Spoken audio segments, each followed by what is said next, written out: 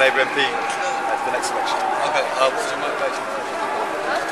Because my family's whole history came from a very working class background in Norwich, and they succeeded. My dad went to university because of the welfare state. If it hadn't been for what the 1945 government did, then there'd been no school place for him at 16, there'd have been no university place.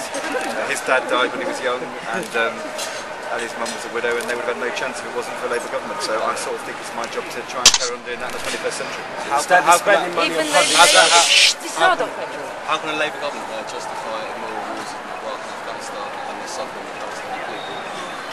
I've been out to Palestine a few times, and I think that there's a lot more which we need to do as a world to create a fairer chance for those people. And I sort of see the kids there, and I worry about it like you do, but we've got to find a way which we can get a two-state solution, and we've got to get Israel to stick to its legal obligations, and that's a struggle, and a struggle for the world. Okay. Thanks, That's a lie. That's bullshit. You were just given that position by Gordon Brown, mate. Public spending money gone to illegal wars. Should be ashamed of yourself. Why we need to be part of the European Union, and they're called jobs. 3 million jobs depend on our membership of the European Union. Half our trade is with the European Union. 750,000 businesses, I'm sorry it's not your business, raising the question about the building trade, but 750,000 businesses trade with Europe. Well, we're just very excited about the leaders' debate, and we thought it would be great to come along with everyone else who's also, interested to see it, because it's the first time they've done this, obviously, and a lot of the first time a lot of people have seen Nick Clegg as well. So I think that's really helped people turn out and think that maybe there is something watching in politics after all. And did you watch the first leader debate? Yeah, I did. Yeah. And what did you think? I thought that Nick Clegg did do very well. I mean, I think it's a bit overblown in the media, but there's no questioning that he's a very capable candidate. And I think that for a lot of people, just seeing that their politicians have it out with each other and be forced to answer actual questions is something that really makes a big difference to getting people interested in politics. Okay, and we're now a third of the way through tonight's debate, and who do you think's coming out on top currently? I'll say it's a bit closer than last time, to be honest. I think Gordon's improved on last time. Cameron's not changed for me, he's his old slimy self. I think Nick's just on top. Okay, and do you always vote? Since I've been able to, yeah, I'm 19, but... And are the leader debates having any influence on your vote? I had already resolved to vote Liberal Democrat, so... And you're still going to vote Liberal Democrat? I'm still going to vote Liberal Democrat, yeah. Okay, thank you. So he has just declared that his vote, on the basis of this evening, is going with the Conservatives. Yes. Do you have a problem with that? I do. Why? I was Conservative, but I strongly believe in what Nick Clegg has to say. I think he has more to benefit for us as students. I disagree with the fact that Conservatives wish to increase the tuition fees. I agree that yes, it should be made more elitist, but I don't think it's fair on those who should have an opportunity to go. Okay. So would you say, did you see the first leaders' debate on television? I did, yes. And is that what swayed your vote? Yes, definitely. Yes? I think Nick's, there's something about him that he seems more, family orientated, and I think he'd be better for our country. I think the other two are quite competitive between each other. Nick's more focused on what's best for the country. Okay. And how do you think they're all getting on tonight? Oh, it's pretty competitive. I must admit, I think David's doing alright tonight, and even Gordon, he's not doing too badly. Yeah, Gordon's a bit more focused tonight, isn't he? He's pretty good tonight. He's on the ball. and are you definite now in that it's fixed your vote? We're on debate 2 of 3. Are you still open to being swayed? I'm still open, but I'm pretty swayed towards Nick. That's correct. I think everyone's agreed that if we were to do this again, which is Stuart's question, we need to make sure that we've got the right equipment, the right resources, and that's why I think it is essential that after the next election, whoever wins, there is a full defence review. criminal gangs. So why have you turned up tonight at Millennium Square? We wish to bring our main goal is for equal status for fathers in this country after separation and divorce in order to see our children.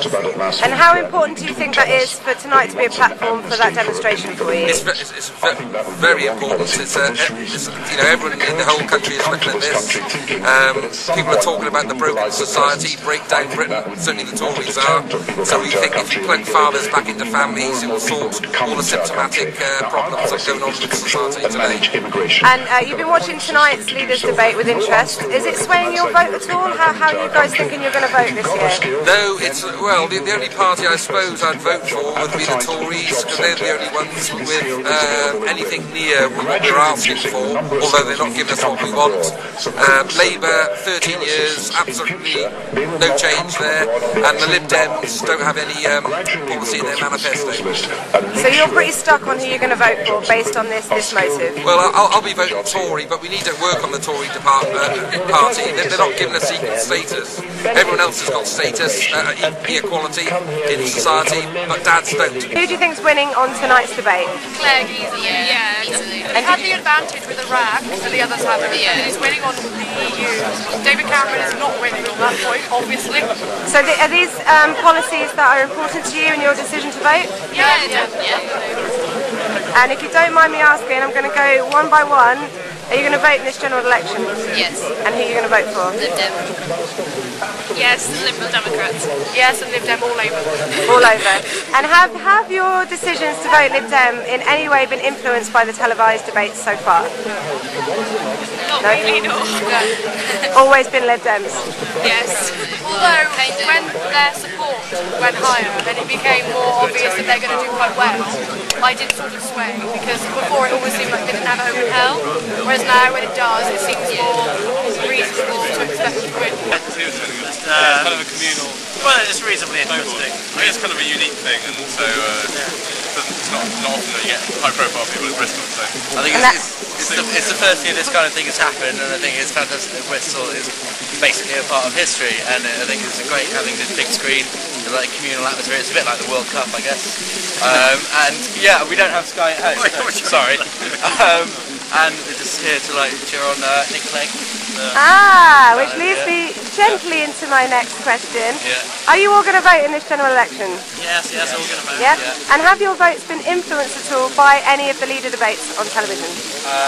No, I was going to vote Lib Dem beforehand. And you're still going to vote Lib Dem? And you? Yeah, decided already, probably. So, who are you going to vote for? Lib Dem. Yeah, I'll vote Lib Dem for the third time. So the same.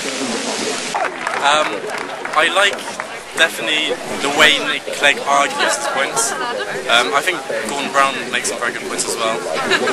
And is tonight's debate swaying your vote at all in any way? I think probably the first debate probably swayed my vote more. How so? I was more, after seeing it, you can sort of see what kind of characters they are. I mean, I know you know the personality contest business, but I think to an extent it is. It does matter what the leader of the country is, like, what they're actually, how you can sort of see when you see them talk about their policies. You can see how their convictions about what they're actually talking about, whether you can get a feeling about if they're actually going to do things. I think it's very important, and you really get a good sense of what they're about. So on May the 6th, you're going to be heading to the polls? That's right, yeah, definitely. And you're going to be voting? I'm going to be voting. And who are you going to vote for? Oh, I don't know, that's private. You're going to keep that private? Yeah. Alright, thank you very much. How did you enjoy tonight's debate? I enjoyed the streaker a lot. The streaker was good? I enjoyed it all. I missed most of it, to be honest. But I think Nick Clegg did very well. Okay, did you see the first televised debate? I did, yes. And how do you think that all three of them fared up tonight versus the first one? Again, I think Nick Clegg came out stronger. I think Gordon Brown is clutching at straws. David Cameron, he sort of seems like a nice chap, but he's conservative at the end of the day. And what would you say in response to the claims that this year's general election is a personality contest?